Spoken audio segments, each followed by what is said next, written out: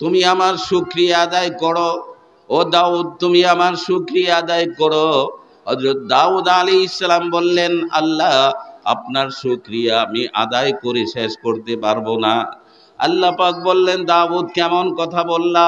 তুমি কেন আমার শুকরিয়া আদায় করতে পারবে না? তখন দাউদ আলাইহিস সালাম বললেন, হে আল্লাহ, আমি যখন শুকরিয়া আদায় করে আলহামদুলিল্লাহ বলবো, এই যে বলতে পারলাম, এটাও একটা নেয়ামত। সুবহানাল্লাহ বলেন। তো আগের নেয়ামতের জন্য যখন আমি আলহামদুলিল্লাহ বললাম, তখন আগের নেয়ামতের শুকরিয়া আদায় হলো ঠিক, কিন্তু আলহামদুলিল্লাহ তো আরেকটা নেয়ামত, যেহেতু বলতে পারছি, এখন এটার জন্য যখন আবার শুকরিয়া আদায় করে আমাকে আলহামদুলিল্লাহ বলতে হবে, তাহলে প্রথম আলহামদুলিল্লাহর নেয়ামতের শুকরিয়া আদায় হলো, দ্বিতীয় আলহামদুলিল্লাহর শুকরিয়া আমাকে আবার আদায় করতে হবে। এই জন্য আমি তৃতীয়বার আলহামদুলিল্লাহ বলবো। এইভাবে যদি আমার লাখো বৎসর বয়স হয় আর আমি যদি এক আলহামদুলিল্লাহর শুকরিয়া আদায় করতে থাকি, তাহলে আপনার নেয়ামতের শুকরিয়া আদায় করা শেষ করা যাবে না। দাউদ আলাইহিস সালাম।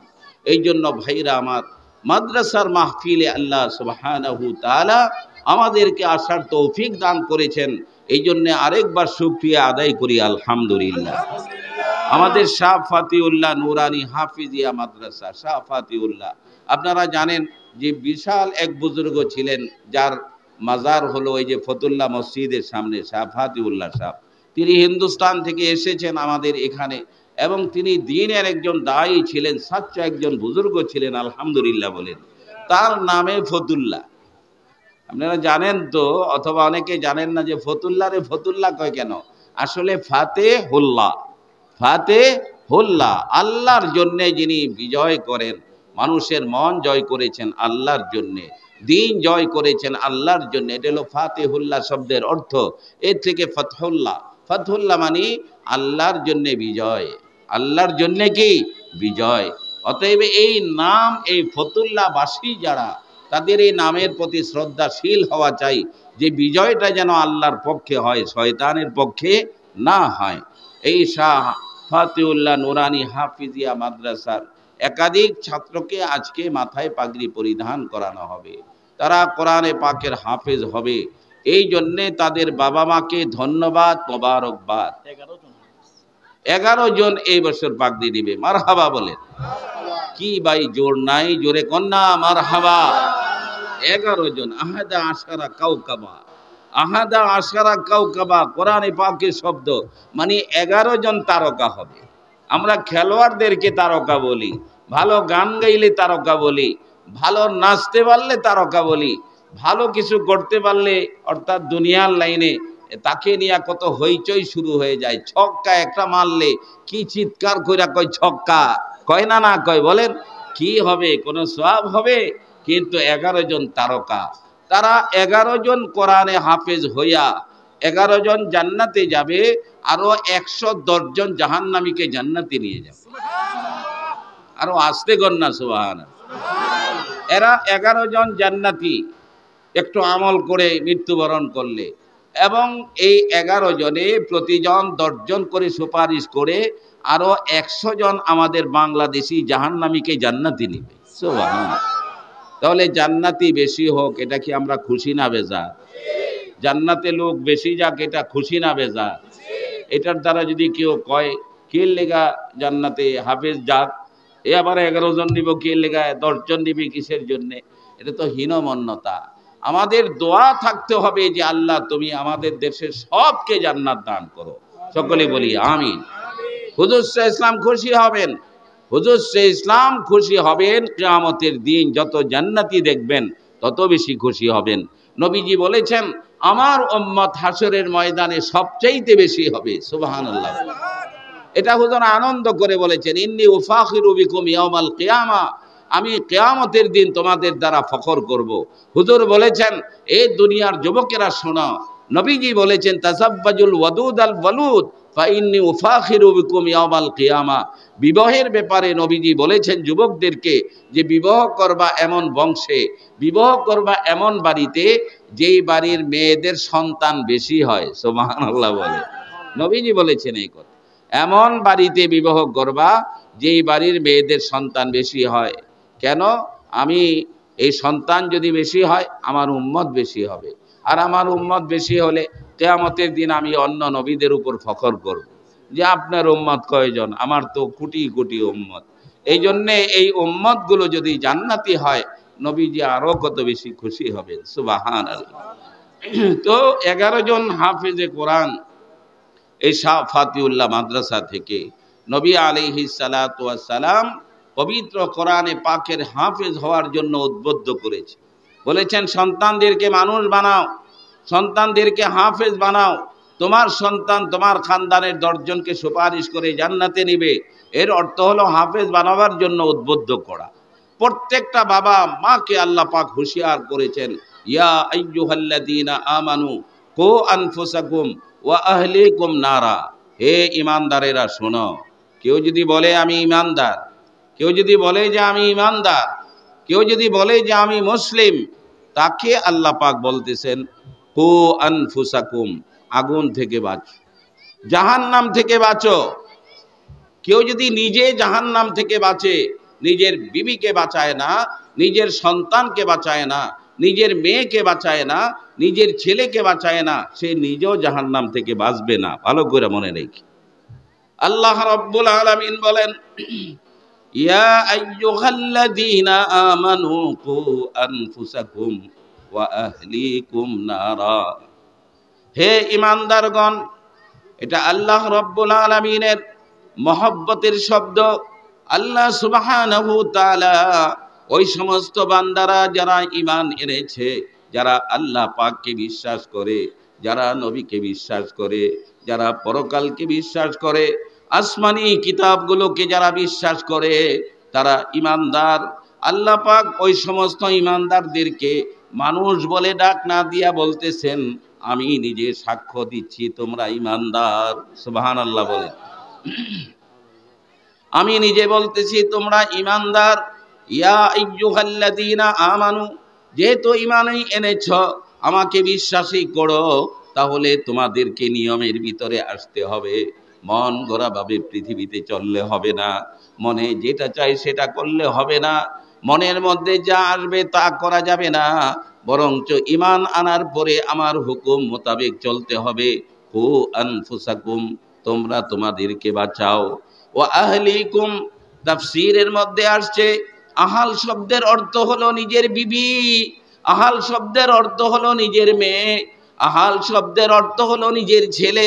কোন পুরুষ 5 ওয়াক্ত নামাজ পড়ে, হজ করেছে, যাকাত দেয়, সব কিছু ঠিক আছে, কিন্তু তার মেয়ে বেপরদায় চলে, তার মেয়ে বিভিন্ন ছেলেদের সাথে গল্প করে, তার মেয়ে মার্কেট করে, নিজের চেহারাকে অন্য মানুষকে দেখায়, এমন কোন হাজী সাহেব যে তার নিজের ছেলেকে কন্ট্রোল করে না, ছেলে মাদক আসক্ত হইয়া রাস্তায় রাস্তায় ঘোরে, আর সে হাজী আর নামাজ পড়তে পড়তে কপালের মধ্যে দাগ পড়ে।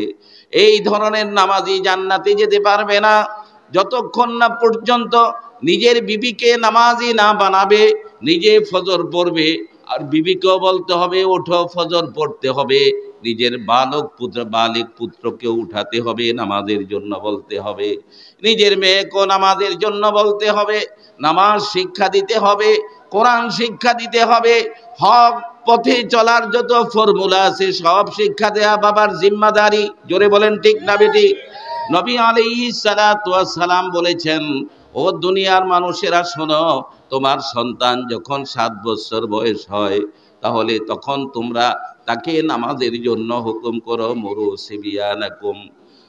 সিবিয়ানাকুম ইযা কানু সাবান। তোমরা তোমাদের সন্তানদেরকে নামাজের কথা বলো যখন তাদের বয়স 7 বছর। কয় বছর? 7 বছর। ওয়াজরিবুহুম ইযা কানু আশরান, আর তাদেরকে বেত্রাঘাত করো, তাদেরকে মারধর করো যখন তাদের বয়স 10 বছর হয়। আমরা কে মেরেছি নিজের সন্তানকে বলেন? 10 বছর বয়স, সন্তান নামাজ পড়ে না, তাকে নামাজের জন্য কে মেরেছি আমরা? কবে মারলাম? স্কুলে যায় না এই জন্য তাকে মারি। কথা ঠিক কিনা বলেন? মাস্টারের কাছে পড়ে নাই এই জন্য বেত্রাঘাত করি, খানা বন্ধ করে দেই। কিন্তু নবী আলাইহিস সালাম তিনি রহমতের নবী, তিনি রহমতের নবী, দয়ার নবী, তিনি, তার রহমত কত বড় আল্লাহ পাক নিজে সার্টিফাই করেছেন, ওমা আরসালনাকা ইল্লা রাহমাতাল লিল আলামিন, নবীজি আপনাকে আমি রহমত হিসাবে প্রেরণ করেছি।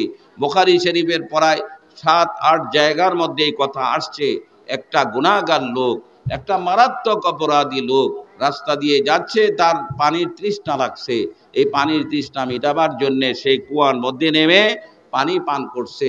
উঠা দেখে একটা কুকুর সেখানে প্যাক চাটতেছে। তখন সে ভাবলো যে আমার যে পানির তৃষ্ণা, এটাই কুকুরেরও তো এরকম তৃষ্ণা লাগছে। এই লোকটা নিচে নামছে কুয়ায়, পানি আনবে কেমনে? নিজের পায়ে চামড়ার মোজা ছিল, হুজুর সাহেব ইসলাম বলেন সেই মোজার মধ্যে পানি লইয়া মুখে কামড় দিয়া বাইয়া বাইয়া উপরে উঠছে, ওইটা ওই কুকুরটাকে পান করাই দিছে। সুবহানাল্লাহ বলেন। নবী আলাইহিস সালাতু ওয়াস সালাম বলেন যে কুকুর আল্লাহ পাকের একটা প্রাণী, এই ক্ষুদ্র প্রাণী, এই নিম্নমানের প্রাণীর এই সেবার বরকতে আল্লাহ খুশি হয়ে গেছেন। শাকারাল্লাহু লা, আল্লাহ পাক তার উপর কি করেছেন? খুশি হয়েছেন। খুশি হইয়া এই জাহান্নামী লোকটার জন্য আল্লাহ পাক জান্নাতের ফাসলা করে দিয়েছে, জান্নাতের ফাসলা করে দিয়েছেন। আমাদের ইমাম গাজালি রহমতুল্লাহ আলাইহি, হযরত ইমাম গাজালি রহমতুল্লাহ আলাইহি, তিনি মনে মনে প্ল্যান করেছেন যে আমি যদি মৃত্যুবরণ করি, আল্লাহ পাকের দরবারে যদি আমাকে উপস্থিত করা হয়, যদি বলে যে গাজালি তুমি কে নিয়ে আসছো, তখন আমি বলবো আতাইতু ইনদাকা বিত্তাওহীদ, আমি তোমার কাছে তাওহীদ নিয়ে আসছি। ঠিকই মৃত্যুবরণ করেছে। আর এক বুজুর্গ স্বপ্নে দেখা ইমাম গাজালিকে বলতেছেন, আল্লাহ পাক আপনার সাথে কি ব্যবহার করেছেন? বলছেন যে আমাকে আল্লাহ তার দরবারে উপস্থিত করছে। বলতেছে গাজালি কি নিয়ে আসছো? মা আতাইতা বিহি, কি নিয়ে আসছো তুমি? আমি বলছি যে আমি তো তাওহীদ দিয়ে আসছি, তোমার সাথে কাউকে শরীক করি নাই। আল্লাহ পাক তখন বললেন যে গাজালি তুমি কি বলতেছো এটা? তুমি ছাত্রদেরকে পড়াইতা, একদিন ক্লাসে আসতে পারো নাই, পরের দিন যাওয়ার পর ছাত্ররা বলল হুজুর কালকে কেন আসেন নাই? বলেছ দুধ পান করেছিলাম, দুধ পান করার কারণে পেটে ট্রাবল হয়েছে। আমরা বলি না এরকম? এটা আমাদের বলার দ্বারা অত তেমন কোনো ক্ষতি না, কিন্তু বড়দের পাকড়াওটা ছোট কারণে হয়ে যায়। ইমাম গাজালির মতো একজন এত উচ্চ মানের লোক, সে বলছে যে আমার তো পেটটা খারাপ হয়ে গেছে দুধ পান করার কারণে, এই জন্য আসতে পারি নাই। আল্লাহ তখন বলতেছে তাকে যে তোমার পেট কি দুধে খারাপ করছিল না, আমি আল্লাহ খারাপ করছিলাম? সুবহানাল্লাহ বলবেন না? তুমি তাওহীদ নিয়ে আসলা, কেমনে তাওহীদ নিয়ে আসলা? তাওহীদ শব্দের অর্থ তো হলো যে সব আমি করি, আল্লাহর থেকে হয় সব কিছু। তুমি তো বলছো দুধে করছে। ইমাম গাজালি রহমতুল্লাহ আলাইহি তিনি স্বপ্নে ওই বুজুর্গকে শুনাইতেছেন, ফাতাহাইয়ারতু, আমাকে যখন বলা হয়েছে কাযাবতা গাজালি, তুমি মিথ্যা কথা বলেছ, তাওহীদ নিয়ে আসতে পারো নাই, তখন আমি হয়রান পেরেশান হয়ে গেলাম। আহারে আমার কি হবে, এখন আর নাজাতের কোনো পথ নাই। আমি চিন্তায় পড়ে গেলাম। আল্লাহ রব্বুল আলামিন তখন আমাকে বললেন তোমার একটা কাজ, জিন্দেগির একটা কাজ আমি আল্লাহর কাছে অনেক পছন্দ লাগছে। সেই কাজটা হলো তুমি লেখালেখি করতাম, কলম কালির মধ্যে চুবিয়ে চুবিয়ে লিখতে। একদিন লিখতেছিলে, ওই মুহূর্তে এমন সময়, ওই মুহূর্তে একটা মাছি, তৃষ্ণার্ত মাছি এসে তোমার কলমের উপর বসছে। তুমি ভাবলা আমি যদি লিখি তাহলে মাছি পান করতে পারবে না, এই জন্য তুমি লেখাটাকে থামিয়ে দিয়েছ, লেখো নাই। মাছি প্রাণ ভরে কালি পান করে আবার যখন চলে গেছে, তুমি লিখতে শুরু করেছ। তোমার কাছে কেউ ছিল না, তোমার কাছে কেউ বসাও ছিল না, তুমি একমাত্র আমার সন্তুষ্টির জন্যেই এই ক্ষুদ্র মাছিটাকে কালি পান করার সুযোগ করে দিয়েছ। তোমার এই আমলটা আমার কাছে এত পছন্দ হয়েছে, তোমার নামাজ, তোমার রোজা, তোমার যাকাত, তোমার লেখালেখি, তোমার বক্তব্য, কোনো দিকেই আমার কোনো লক্ষ্য নাই। তোমার এই ক্ষুদ্র আমলের বরকতে আমি আল্লাহ তোমাকে মাফ করে দিলাম। তাহলে এক ক্ষুদ্র প্রাণীর প্রতি দয়া নবীজি শিখিয়েছেন, ক্ষুদ্র প্রাণীর প্রতি দয়া নবীজি শিক্ষা দিয়েছেন। নবীজি বলেছেন কোন হাইওয়ান জানোয়ার এগুলোকেও যদি কেউ সেবা করে আল্লাহ পাক তাকে বরকত দান করবেন। নবীজি বলেছেন, কেউ যদি গাছে ফল ধরে আছে, কোন পাখি এসে যদি ফল খাইতে থাকে, মুসলিম শরীফের হাদিস, এই লোকটা মনে মনে ভাবতেছে, আরে পাখি ফল খায়, পাখি ফল খাচ্ছে, এখন যদি আমি পাখিকে ঢিল মারি, পাখি তো ফল খেতে পারবে না। এই পাখি যখন প্রাণ ভরে ফল খাইবে, এর যতটি ফল খাবে অতটি ফলের সৎকার সওয়াব আল্লাহ পাক দান করবেন। সুবহান। এই রহমতের নবী বলেছেন, সন্তান 10 বৎসর হইলে নামাজের জন্য পিটাও। আপনাদেরকে জিজ্ঞেস করি যে 7 বৎসর হইলে নামাজ পড়া লাগবে, আপনার কোন স্কুলে 7 বছরের আগে নামাজ শিক্ষা দেওয়া হয়? কোন স্কুলে 10 বছরের আগে নামাজ কোরআন শিক্ষা দেওয়া হয়? যদি হয় সেটা মাদ্রাসায় হয়। জোরে কোন ঠিক না বেঠিক? নবীর এই আদেশের উপর থাকতে হলে, মানুষের মতো সন্তানকে মানুষ বানাতে হলে, তাহলে একমাত্র শিক্ষা হলো ইসলামের শিক্ষা। জোরে বলেন ঠিক না বেঠিক? আমরা তো দেখি নাই যে এরকম না। একজন মন্ত্রী হতে কত বছর তার লেখাপড়া করে শিক্ষিত হয়েছে না না হয়েছে? সে মন্ত্রী, এর জন্য তাকে কত পাস করতে হয়েছে, সে মাস্টার্স হয়েছে, বড় শিক্ষিত হয়েছে। কিন্তু ইসলামের শিক্ষায় শিক্ষিত না থাকার কারণে মন্ত্রী হয়েও সবচেয়ে বড় চোর হয়েছে। জোরে কোন ঠিক না বেঠিক? তাহলে এই যেই শিক্ষায় আমার চুরি বন্ধ হয় না, যেই শিক্ষায় দুর্নীতি বন্ধ হয় না, যেই শিক্ষায় অত্যাচার বন্ধ হয় না, যেই শিক্ষায় সন্ত্রাসী কর্মকাণ্ড থেকে নিজেকে বাঁচাবার কোনো ইচ্ছাই জাগ্রত হয় না, ওটাকে শিক্ষা বলা হয় না। যেই শিক্ষায় আমাকে আল্লাহ চেনাবে, রাসূল চেনাবে, সৎ পথে চলার আল্লাহ পাক যোগ্যতা দান করবে, সেই শিক্ষা হলো ইসলামের শিক্ষা। সেই শিক্ষাই দেওয়া হয় শাহ ফতেউল্লাহ মাদ্রাসায়। আর তার প্রতিফল আমরা দেখব আজকে, যে 11 জন ছেলেকে মাথায় পাগড়ি পরানো হবে। মারহাবা বলেন। আল্লাহ পাক আমাদেরকে বুঝার, আমল করার তৌফিক এনায়েত করুন। ওয়াখির দাওয়ানা আলহামদুলিল্লাহি রাব্বিল আলামিন।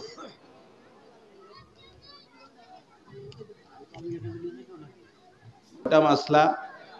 সবাই বলেন কয়টা? একটা মাসলা যদি কেউ মুখস্থ করে, সে এই মাসলার উপর আমল করুক বা না করুক, সাওয়াউন আমিলা আলাইহি আও লাম ইয়ালাম লাম ইয়ামাল, এর উপরে আমল করুক বা না করুক, রাসূল আকরাম সাল্লাল্লাহু আলাইহি ওয়াসাল্লাম বলেছেন যে একটা মাসলা শোনার এবং মুখস্থ করার কারণে আল্লাহ পাক তাকে 1000 রাকাত নামাজের সওয়াব দান করবেন। কত দিনই কথা একটা দিনই পরিবেশের মধ্যে হয়। আরেকটা নেয়ামত হলো যে আমরা এখানে যারা একত্রিত হয়েছি, বসেছি, মাশাআল্লাহ সব দিনের মহব্বতকারী, কোরআন শরীফ শোনার আগ্রহ। তো এই জামাতটা ভালো জামাত না খারাপ জামাত?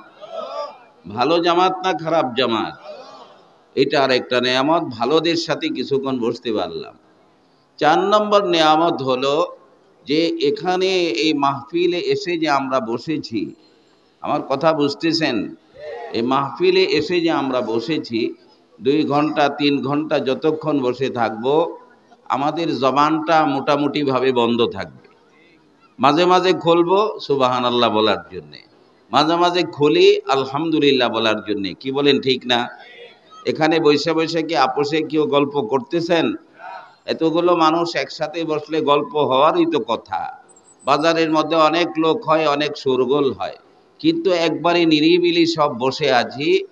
এই জবানের কন্ট্রোল হইতেছে, কানের কন্ট্রোল হইতেছে, চোখ দিয়ে গুনার কোনো জিনিস দেখতেছি না। আমরা গুনার কিছু দেখতেছি? গুনার কিছু দেখলাম না। কান দিয়ে গুনাহের কিছু শুনলাম না। জবান দিয়ে যা বললাম নেকের কথা বললাম, তাসবিহ আদায় করলাম। কান দিয়ে যা শুনলাম কোরআনে পাকের কথা শুনলাম। চোখ দিয়ে দেখলাম হযরত উলামায়ে কেরামকে। কি বলেন ঠিক না? তাহলে এই অঙ্গ প্রত্যঙ্গগুলোর মালিক কে? কে মালিক? তাহলে সে আল্লাহর দেয়া চোখ, কিছু সময়ের জন্য তো আমরা ভালো কাজে ব্যবহার করলাম। আল্লাহর দেয়া কান, কিছু সময়ের জন্য ভালো কথা শুনলাম। আল্লাহর দেয়া জবান, সেই জবানকে গীবত, শেকায়েত, পরনিন্দা, বকাবকি এবং বিভিন্ন ধরনের ঝগড়া জাতি এর থেকে মুক্ত রেখে জবান দিয়ে মাঝে মাঝে সুবহানাল্লাহ আলহামদুলিল্লাহ বললাম। এই এতগুলো নেয়ামত এটা হলো আরেকটা নেয়ামত, সকলে বলি আলহামদুলিল্লাহ। এরপরে আরেকটি নেয়ামত হচ্ছে যে এখানে এই শাহ ফাতিউল্লাহ মাদ্রাসা নুরানি হাফিজিয়া মাদ্রাসার হাফেজ ছাত্রদের পাগড়ি মাথায় পরিধান করানো হবে। এই দৃশ্য দেখার সুযোগ হবে যে তাদের মাথায় পাগড়ি দেয়া হইতেছে, এরা আল্লাহর মেহমান, এরা আল্লাহর সাথে সবচেয়ে বেশি কথা বলছে। সুবহানাল্লাহ বলেন। কোরআন পড়া মানে আল্লাহর সাথে কথা বলা। একজন হাফেজে কোরআন হাফেজ হওয়ার জন্যে যেই পরিমাণ কোরআন শরীফ পড়ে, পুরা গ্রামের সব মানুষ মিললেও ওই পরিমাণ কোরআন শরীফ পড়ার সুযোগ হয় না। তাহলে এই ভালো হাফিজদের মাথায় পাগড়ি দেয়ার এই সুরতটা দেখা একটা নেয়ামত, এবং এই দৃশ্য দেখার পর তাদের জন্য দোয়া করা বা তাদের মঙ্গল কামনা করা এবং তাদের জন্য আমরা মারহাবা বলা, এইটার একটা নেয়ামত। এত নেয়ামত, যেখানে এত নেয়ামত, সেই নেয়ামতের শুকরিয়া আদায় আমরা একবার আলহামদুলিল্লাহ বলার দ্বারা যে আল্লাহ গ্রহণ করেন, এটা তো কম কথা না। যে আমার নেয়ামত পাইয়া যদি তোমরা শুকরিয়া আদায় করো, তাহলে তোমাদের নেয়ামতকে আমি বাড়াইয়া দেব। ওয়াজের নেয়ামত, এই নেয়ামতে আসার পর শুকরিয়া আদায় করলে আরো ওয়াজ শোনার তৌফিক আল্লাহ পাক দান করবে। ওয়াজ আওয়াজ যাচ্ছে, বসে রইছে, আসতেছে না, এর অর্থ কি নেয়ামত আছে কিন্তু গ্রহণ করে নাই, এই জন্য সে আরো এরকম বঞ্চিতই থাকবে। আপনারা যারা আসছেন, যারা ওয়াজ শুনতে বসছেন, আপনারা কিন্তু বারংবারই বিভিন্ন ওয়াজে যান না? যান কিনা বলেন? কেন যাওয়ার সুযোগ হয়? ওই যে যান, একবার শুকরিয়া আদায় করেন, আল্লাহ পাক আবারও আপনাকে যাওয়ার তৌফিক দান করেন।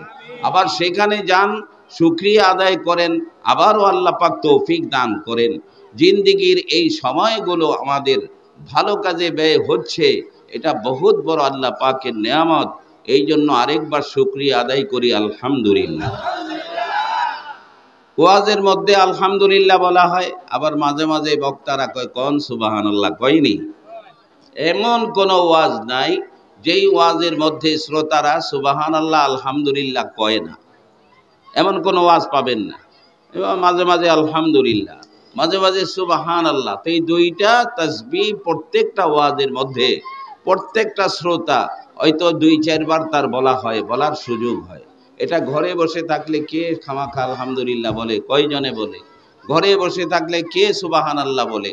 কিন্তু মাহফিলের বরকতে এখানে যতগুলো মানুষ, এর মধ্যে ভালো মানুষ আছে, আছে কিনা বলেন? এর মধ্যে ভালো মানুষ আছে, আল্লাহ ওয়ালা লোক আছে। তো এই মাহফিলের মধ্যে সুবহানাল্লাহ আলহামদুলিল্লাহর যে বারাকাত, নবীজি যে বরকতের কথা বলেছেন, যে সওয়াবের কথা বলেছেন, কোন একজনেরটা কবুল হলে আল্লাহ আমাদের সকলেরটা কবুল করে নেবে। নবীজি কি বলেছেন? قال رسول الله صلى الله تعالى عليه وسلم سبحان الله والحمد لله تملأان ما بين السماء والأرض।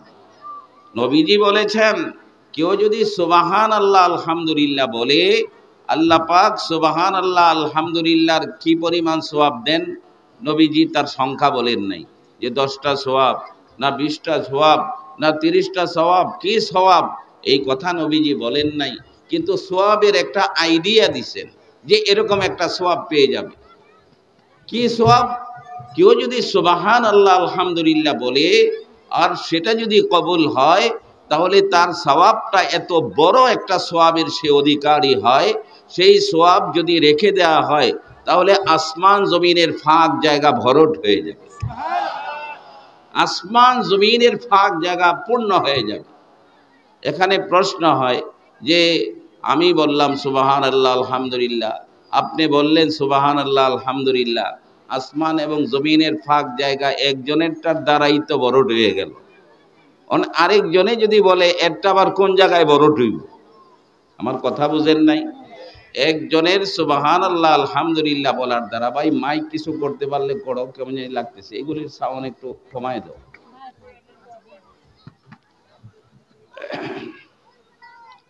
তো একজনে সুবহানাল্লাহ আলহামদুলিল্লাহ বললে আসমান জমিনের ফাঁক জায়গা পূর্ণ হয়ে যায়, তো আরেকজনে বললে একটা কোন জায়গা পূর্ণ হবে? এটার জবাব হলো যে যার সুবহানাল্লাহ আলহামদুলিল্লাহ কবুল হয় তাকে এত বড় সওয়াবটা দেওয়ার সাথে সাথে ফেরেশতারা এটাকে প্যাকেট করে জান্নাতে পাঠিয়ে দেয়। প্যাকেট করে সেটা জান্নাতে যায়, আবার জায়গা খালি হয়ে যায়। আরেকজনে বলছে দ্রুত, এটা একদম অটো, বলার সাথে সাথে আসমান জমিনের এই ফাঁক জায়গার মতো বড় একটা সওয়াব সেটা জান্নাতে চলে যায়। এবং জান্নাতে স্টিকার হিসাবে লাগিয়ে দেওয়া হয় যে এই গাছটা এই সুবহানাল্লাহর কারণে, এই গাছটা এই আলহামদুলিল্লাহর কারণে জান্নাতি যখন জান্নাতে যাবে তখন দেখবে ফতুল্লাহ ডিআইটি মাঠে যতবার সুবহানাল্লাহ আলহামদুলিল্লাহ বলেছে অতটি গাছ জান্নাতের মধ্যে আল্লাহ পাক তার জন্য বরাদ্দ করেছেন। আর এক একটা গাছ কত বড় যে তেজস্বী একটা ঘোড়া 100 বছর দৌড়াইলে গাছের ছায়া শেষ হবে না। আর সেই গাছটা কোনো আলতু ফালতু গাছ, জান্নাতের সব গাছ ফলওয়ালা। এত বড় গাছ, এত উঁচা গাছ, সেই গাছের ফল খাবেন কেমনে আপনি? প্রশ্ন জাগে। সেখানে চঙ্গ আছে কিনা, মই আছে কিনা, খাবো কিভাবে, খাবেন কিভাবে? রাসূল করিম সাল্লাল্লাহু আলাইহি ওয়াসাল্লাম বলেছেন যে বিশাল জান্নাত, বিশাল হলরুম, এক একটা হলরুম পৃথিবীর সমান। সুবহানাল্লাহ বলেন। এত বড় হলে সে খাটে শুয়ে থাকবে, শুয়ে থাকার পর এত বড় গাছ, তার সুবহানাল্লাহর গাছ, গাছের গোড়া থাকবে উপরে, ডাল থাকবে নিচে, ফলগুলো নিচ দিয়া ঝুলতে থাকবে। সুবহানাল্লাহ বলেন। গাছের গোড়া উপরে, ফল নিচে। জান্নাতের গাছগুলো হবে স্বর্ণের, পাতাগুলো হবে রূপার। এমনি তো একটা সৌন্দর্য। দুনিয়ার কাঠের গাছ থেকে যদি এত মজা আম হয়, দুনিয়ার কাঠের গাছ থেকে যদি এত মজা আঙ্গুর হয়, এত মজাদার কাঁঠাল হয়, এত মজাদার যদি আম, জাম, কাঁঠাল, লিচু এগুলো হয়, তাহলে স্বর্ণের গাছের ফলগুলি কেমন জানি হবে? তা আবার কোন স্বর্ণ? দুনিয়ার কোন নকল স্বর্ণ না, আখিরাতের জান্নাতের স্বর্ণ। এক নাম্বার জান্নাতের স্বর্ণ। সেই স্বর্ণ দিয়ে আল্লাহ পাক গাছ বানাবেন, তার ভিতর থেকে ফল বের হতে থাকবে। আর বান্দা খাটের মধ্যে শুয়া সে বলবে আমি ফলটা খাবো, কোনো চঙ্গ লাগবে না, মইও লাগবে না। গাছের ডাল বাঁকা হইয়া ফলটা তার মুখে চলে আসবে। এই সুযোগ কে হারায় বলেন? এই সুবিধা কেন হারাবো আমরা? আমরা নামাজ পড়বো, সকলে বলি আমিন। আমরা রোজা রাখবো, সকলে বলি আমিন। আমরা সত্য কথা বলবো, সকলে বলি আমিন। জান্নাতে যাওয়ার কাজগুলো বেশি বেশি করব। জান্নাতে, দুনিয়াতে কত মানুষ পোহাইতেছে, কুকাইতেছে, কিডনিতে সমস্যা, কারো চোখের সমস্যা, কারো দাঁতের ব্যথা, আছে না নাই বলেন? কারো দেখা যায় যে কান ব্যথা, কারো পেট ব্যথা, কারো কিছু একটা খাইলে গ্যাস্ট্রিক হয়ে যায়, ট্যাবলেট খাওয়া লাগে, বছর বছর ট্যাবলেট খাইতেছে। জান্নাতে গ্যাস্ট্রিক নাই, চোখের পাওয়ার কোনোদিন কমবে না। সুবহানাল্লাহ বলেন। কানের পাওয়ার কোনোদিন কমবে না। দুনিয়াতে নাক দিয়া হিঙ্গেল বের হয়, চোখ দিয়া কেতুর বের হয় না, কোনো বড় বড় বুজুর্গ এগো মেসকে আম্বর বাইর হয়। যত বড়ই বলেন চোখ দিয়া তো এগুলো বের হয়, কান দিয়া পাকলে পুজ বের হয়। আর জান্নাতের চোখ, নাক, কান এগুলো দিয়া মেসকে আম্বরের গ্রান বের হবে। কিসের গ্রান বের হবে? মেসকে আম্বরের গ্রান বের হবে। নিচের তবকার জান্নাতীরা দৌড়ায়া, মনে চাইলেই তো, কোনো সিঁড়ি টিড়ি না, যে উপর থেকে গ্রান আসে তো যাই, আরো হাই লেভেলের যারা জান্নাতে, তো সেখানে চলে যাবে। তারা নিয়ত করার সাথে সাথে সেখানে উপস্থিত হবে। ওই জান্নাতীরা বলবে তোমরা কেন আসছো? কয় আসছি একটা গ্রান পাইয়া। গ্রান, সুবহানাল্লাহ বলে। কি পাইয়া আসছি? গ্রান পাইয়া আসছি। কই কি গ্রান টেরান? কই কি করছেন আপনারা? কয় একজনে বলবে আমি একটা হাসি দিছিলাম, হেঁচুর গ্রানে নিচের তবকার জান্নাতীরা উপরে উঠে যাবে। এর নাম হলো জান্নাত। এর নাম হলো কি? জান্নাত। জান্নাতের এই নাজ ও নিয়ামত আল্লাহ সুবহানাহু তাআলা, সুবহানাল্লাহ আলহামদুলিল্লাহ বললে এরকম গাছ পাওয়া যাবেন। এই জন্য সময় নষ্ট করে লাভ কি? বাজারে বৈশা রয়েছেন, বেচা কিনা করতেছেন, কাস্টমার নাই, বৈশা বৈশা মনের দুঃখ করতেছে যে কার একটু সুযোগ দিছে আল্লাহ, যে তুমি এত বেচো, এখন 1 ঘন্টা কাস্টমার নাই, 1 ঘন্টায় কতবার সুবহানাল্লাহ বলা যায়? 1 ঘন্টায় কতবার আলহামদুলিল্লাহ বলা যায়? বলা যায় না, না যায়? বলেন। এবং এই কেউ যদি কি পড়ে সুবহানাল্লাহ, সুবহানাল্লাহি ওয়া বিহামদিহি সুবহানাল্লাহিল আযীম, কেউ যদি প্রতিদিন 100 বার পড়ে, কতবার? সবাই বলেন কতবার? 100 বার। সুবহানাল্লাহি বিহামদিহি সুবহানাল্লাহিল আযীম, এই তাসবিহ যদি পড়ে 100 বার, ফি কুল্লি ইয়াওম মিআতা মাররা, প্রতিদিন 100 বার, নবীজি বলেছেন তার গুনাহ যদি সমুদ্রের ফেনা সমান হয়, সেটাও আল্লাহ মাফ করে দিবেন। গুনাহ তো হবে, গুনাহ মাফ করারও তো আল্লাহ পাক প্রেসক্রিপশন দিয়ে দিয়েছেন। গুনাহ তো হবে, গুনাহ ইচ্ছা না থাকলেও মাঝে মাঝে গুনাহ হয়ে যাবে। গুনার অর্থ আপনি ভালো একটা কাপড় পরছেন, এই কাপড় পইরা সফরে যাচ্ছেন, কাপড়ের মধ্যে ময়লা লাগে না? লেগা যায়। আপনার কাপড় ময়লা হয় কেন? আসছেন পরে দেখেন কাপড় ময়লা হয়ে গেছে। এটা হইলো আমি চাই নাই ময়লা হোক, কিন্তু হয়ে গেছে। আমি চাইবো না গুনাহ হোক, কিন্তু গুনাহ হয়ে যাবে। ওই কাপড় যেমন ধুইলে আবার পরিষ্কার হয়ে যায়, বান্দা গুনাহ করার পরে তওবা করলে তার চেয়েও বেশি পরিষ্কার হয়ে যায়। আল্লাহ পাককে ডাকলে তার চেয়েও বেশি আল্লাহ পাক পরিষ্কার করে দেন। তো জান্নাতের সুবহানাল্লাহ আলহামদুলিল্লাহর দ্বারা কাজ হবে, এটা মাহফিলের বরকতে আমাদের অর্জন হয়। আমরা সুবহানাল্লাহ বলি, আলহামদুলিল্লাহ বলি। আমাদের একজন বড় বুজুর্গ, নাম হলো শাহ রফিউদ্দিন রহমতুল্লাহ আলাইহি। আমার কথা বুঝতেছেন আপনারা? আমি আপনাদের সাথে একটু কথাবার্তা বলতেছি, বক্তারা তো ওয়াজ করবে, আমি বললাম তক্তা আপনাগো এলাকার, তো কিছু কথাবার্তা বলা আর কি। আল্লাহ তাআলা আমাদের সকলকে বুঝার তৌফিক দান করুন। আমাদের শাহ রফিউদ্দিন সাহেব, তিনি দারুল উলুম দেওবন্দের আপনার 7টা মসজিদের সামনে একটা ডালিম গাছ, ডালিম গাছের নিচে বসে বাবু সিফাতিল জান্নাহ, জান্নাতের আলোচনা করতেছেন, হাদিস পড়াইতেছেন। ওই মুহূর্তে ছাত্রদেরকে বলতেছেন, বাবারা তোমরা শুধু লেখাপড়া করলে হবে না, আমলও করতে হবে। আমল যদি করো তো জান্নাত পাইবা। দেখছো জান্নাতের কি কথা এখানে বলা? সেখানে এই কথাও ছিল যে জান্নাতের ডাল বাঁকা হইয়া ফল তার মুখের সামনে চলে আসবে, হাঁ করবে ফল ভিতরে চলে যাবে। অলস মার্কা হইলে চাবাইতো না, চাবা মুখের লেখা জান্নাতে এইছি না, বেলেন্ডার হইয়া ভিতরে যাবো গা, সুবহানাল্লাহ, রস হইয়া ভিতরে চলে যাবে। আল্লাহু আকবার। তো এই জান্নাতের ডাল তুমি শুইয়া থাকবা, যে ফলটা খাবো, ফলের চোকলাও খাওয়ার খাদ্য দ্রব্য। এরকম না যে দুনিয়ার ফলের মতো চোকলা ফালাইতে হবে, সব ফলের চোকলা সহকারে। চোকলায় এক মজা, বড়ার মধ্যে এক মজা, বিচির মধ্যে আরেক মজা, একটু ভিতরে ঢুকলে আরেক মজা। সুবহানাল্লাহ বলেন। আরে এমন জান্নাতের লেগা কেন আমাদের এরকম আকাঙ্ক্ষা হয় না? কেন নামাজ বাদ দেই? নামাজ না পড়ে কি জান্নাতে যাওয়া যাব? সবাই বলেন যাবে? নামাজ তো পড়া লাগবে। as-salatu মিফতাহুল জান্নাহ, জান্নাতের চাবি হলো নামাজ। আর বলবো যে আমি জান্নাত চাই, জান্নাত চাই, কিন্তু খুঁজে পাওয়া যাবে না নামাজের মধ্যে, এটা কিন্তু ঠিক না। এত জান্নাতের কথা শোনার পর আমাদের কেন আগ্রহ হয় না নামাজের? আল্লাহ তুমি আমাদেরকে নামাজের আগ্রহ দান করো। হুজুর বলতেছেন তুমি শুয়া থাকবা খাটে, আর উপরে ফল থাকবে, আমি ফল খাবো, ডাল বাঁকা হইয়া মুখে চলে আসবে। আর হুজুর তো ডালিম গাছের নিচেই বসা, ডালিম গাছের নিচে বৈশা হুজুর বলতেছে এই ডালিম গাছও থাকবে জান্নাতে, ডালিমও থাকবে। ও ডালিম খাবো, নিয়ত করবা এই ডালিম গাছের ডাল বাঁকা হইয়া মুখের সামনে ডালিম চলে আসবে। হুজুর এমনি দেখাইতেছেন, আর ওই ডালিম গাছের ডালটা বাঁকা হইয়া একটা ডালিম হুজুরের মুখের মধ্যে চলে আসছে। উলাইকা আবাই ফাজিনা বিমিসলিহিম, উলাইকা আবাই ফাজিনা বিমিসলিহিম ইযা জামাতনা ইয়া জারিরুল মাজামিউ। এরা আমাদের উত্তরসূরি। তো অতএব মাহফিলে আসার দ্বারা সুবহানাল্লাহ আলহামদুলিল্লাহ যে বলি, এগুলোর অবশ্যই আল্লাহ পাক কবুল করবেন ইনশাআল্লাহ। সবাই বলি ইনশাআল্লাহ। এই জন্য নেয়ামতের শুকরিয়া আদায় করতে হয় আমাদের।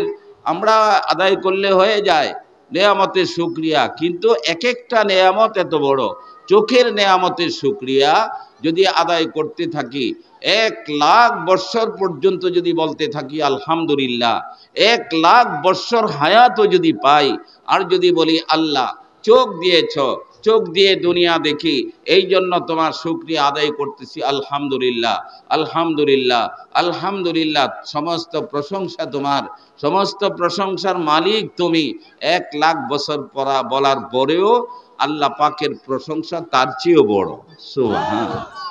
কেউ যদি বলে আল্লাহু আকবার, মানে আল্লাহ সবচেয়ে বড়, আল্লাহ সবচেয়ে বড়, এই কথা যদি বলতে বলতে 1000 বছর পর্যন্ত বলে, তবুও আল্লাহর বড়ত্ব শেষ হবে? তার চেয়েও আল্লাহ পাক বড়। এই জন্য আল্লাহ খুশি হন যখন বলে বান্দা আলহামদুলিল্লাহ, আল্লাহ তোমার সব প্রশংসা। আরে বেটা, তোরে তো বানাইছি নাপাক পানি দিয়া, 1 ফোঁটা নাপাক পানির মানুষ তুমি, তোমার শরীর বড়া নাপাক, রক্ত এটা নাপাক, শরীর থেকে ভিতরে পেশাব বের হয় সেটাও নাপাক, পায়খানা বের হয় সেটাও নাপাক, শরীরের পুরা বডির রক্ত নাপাক। জোরে বলেন ঠিক না বেঠিক? এই নাপাক, এই যে নাপাক বস্তু বহন করার পরেও যখন বান্দা বলে আলহামদুলিল্লাহ, যখন বান্দা বলে সুবহানাল্লাহ, আল্লাহ পাক বলেন তোরে নাপাক দিয়া বানাইছি ঠিক, আমাকে ডাকার কারণে তুই বহুত দামি হয়ে গেলি, অনেক দামি হয়ে গেলি, আমাকে চিনবার কারণে তোর মাকাম, তোর পজিশন ফেরেশতার চেয়েও বেশি হয়ে গেল। সুবহানাল্লাহ। ফেরেশতাকে জান্নাত দেব না, ফেরেশতা জান্নাত পাবে? ফেরেশতাদেরকে আল্লাহ পাক জান্নাত দিবেন না, তারা তাসবিহ তাহলিল সব করতেছে, কিন্তু বান্দা তোকে আমি গুনাহরও শক্তি দিয়েছি, নেকেরও শক্তি দিয়েছি, তুই গুনাহকে গুনাহ মনে করে বাদ দিয়েছিস আর আমার ইবাদত করছস, তোর দাম ফেরেশতার চেয়েও বেশি। সুবহানাল্লাহ।